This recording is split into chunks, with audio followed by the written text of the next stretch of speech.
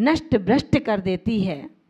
ईर्ष्या और प्रतिशोध के गहरे परिताप से दग्ध हुआ विग्रह का हथियार उस विघटन को पैदा कर देता है जहाँ संगठन दिखाई देता हो।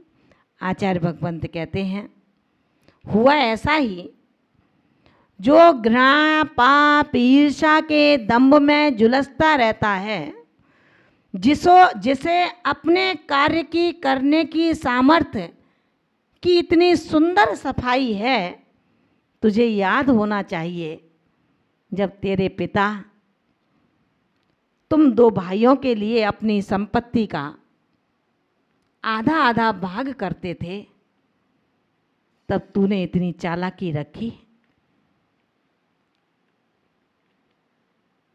कि जो धन तेरे पिता तुझे रखने के बतौर दे दिया था और आज भूल गए, संपत्ति का बंटवारा चल रहा है। पिता की संपत्ति दो भाइयों में बंटनी है, आधी आधी होनी है, लेकिन रे लोभी वृत्ति के श्रावक, तूने याद नहीं दिलाया था अपने पिता को कि जो संपत्ति आपने मुझे रखने को दी थी वो भी इसमें मिला लो। कितना लोभी मन है तेरा, कितने संग्रह की वृत्ति है तेरी। जितना मिले वो कम है, लेकिन समझ में नहीं आया 100 वर्ष की, 70 वर्ष की, 60 वर्ष की, 120 वर्ष की इतनी छोटी सी आयु को प्राप्त करने के बाद तू अभी तक अपनी दुर्गति और सुगति की व्यवस्था में नहीं लगा कि मेरे पाप पुण्य का बंटवारा कर लूं, ईर्षा समता का बंटवारा कर लूं, अपनी सरलता और माया का बंटवारा कर लूं।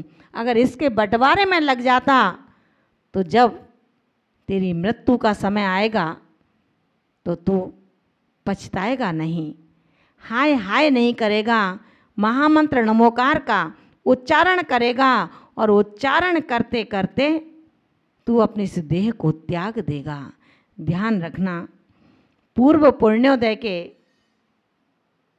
कारण ही संसार में समस्त वो संसाधन हमें उपलब्ध होते हैं जिनके माध्यम से एक श्रावक सुपात्रों को दान दे सकता है। उन प्राप्त संसाधनों से वो दान देकर के दानी और दानी के बाद ज्ञानी और ज्ञानी ही कालांतर का विज्ञानी यानी कि केवल ज्ञानी हुआ करता है। आचार्य भगवंत कहते हैं, दान लेना बहुत बुरा है लेकिन दान देना बहुत अच्छा है। दान लेना बहुत बुरा है लेकिन दान देना बहुत अच्छा है। दान देने वाले के लिए जैनागम में कहा गया है, स्वर्ग के द्वार भी यदि बंद हो जाएं तो भी सुपात्रों को दान देना बंद मत करना, क्योंकि दान सुपात्रों का कभी अधर्म नहीं हो सकता, पाप नहीं हो सकता, वो धर्म है। और धर्म जो सुपात्र के दान देने वाला है वो ज्ञानी कहा जाता है। क्यों? क्योंकि वो सुपात्र और अपात्र, सुपात्र और कुपात्र को अच्छी तरह जान करके अपने द्रव्य का, अपने अन्न का दान देता है। और जो वो ही ज्ञानी अगर दान ना दे तो वो जानता है मेरे इस संग्रहित किए गए धन की दान दे दूं तो बहुत अच्छा है, नहीं तो भोग और नाश के इसकी दुर्गति तो नाश तो इसका होना ही होना है। ऐसी तीन गतियों से, धन की इन तीन गतियों से जो ज्ञानी परिचित है उसको जैन आगम ज्ञानी कहता है। इस ज्ञान से जो सुपात्रों को दान देता है, जैन आगम उसको दानी कहता है। ऐसा ज्ञान और दान का संगम जहाँ पर होता है, वहाँ पर उसकी यश और ख्याति दिन दूनी रात चौगनी बढ़ती जाती है।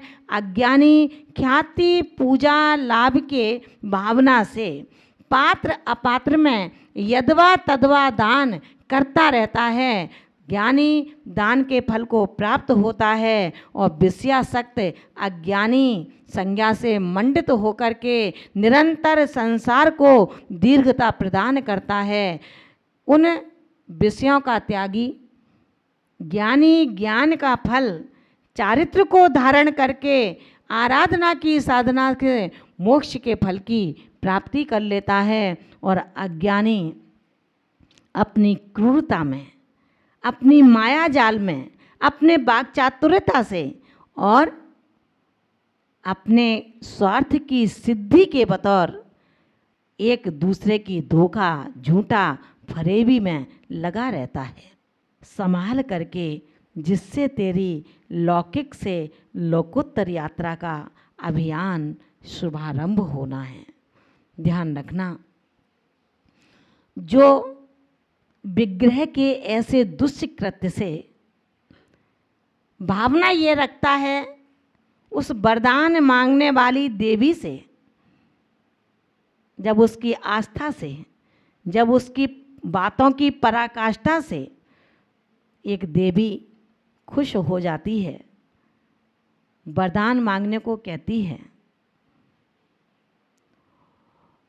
साथ में ये भी कह देती है भैया जो मांगेगा उससे दूना पड़ोसी को मिलेगा। याद है ना आपको? जो तुझे मांगना है मांग ले, लेकिन जो तू मांगेगा उससे दुगना तेरे पड़ोसी को मिलेगा।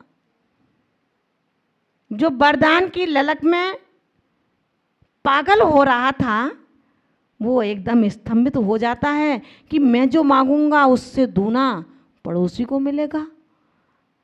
ये तो गजब हो गया। अगर मैं एक मकान मांगता हूँ, फ्री में उसे 2 मकान मिल जाएंगे। मैं अगर एक गाड़ी मांगता हूँ, फ्री में उसे 2 गाड़ी मिल जाएंगी। मैं एक सुंदर पत्नी मांगता हूँ तो उसे 2 पत्नी मिल जाएंगी।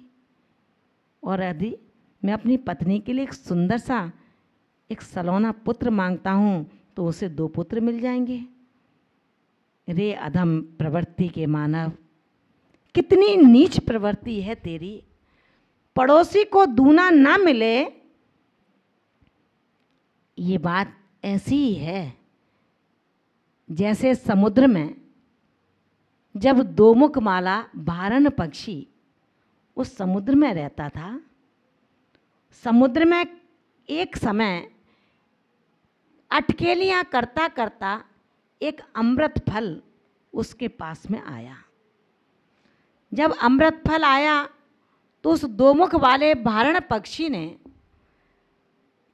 के दो मुख में दाई मुख वाले ने उस फल को लपकने की कोशिश की, और जैसे ही उसको अपने मुंह में पकड़ लिया तो बाईं ओर वाले मुंह ने कहा कि ध्यान रखना, ये फल खाने का पूरा तेरा अधिकार नहीं है, इसका आधा भाग मुझे भी दे दे। उस दाएं मुख ने कहा कि रे पापी, तू जानता नहीं है, चाहे इस मुख से खाएं चाहे उस मुख से खाएं, जाएगा तो पेट में। पेट तो एक ही है, मुख 2 हैं। चाहे इस मुख से ग्रहण करें चाहे उस मुख से ग्रहण करें, जाएगा पेट में, जो पूरे शरीर की तृप्ति को पूर्ण करेगा। अब दाईं ओर के मुख ने उस अमृत फल को पूरा खा लिया। प्रतिशोध की अग्नि उस बाईं मुख वाले ने अपने अंदर जन्म दे दिया। उसने कहा ठीक है, अब कोई फल आएगा, अब मैं इसको नहीं दूंगा।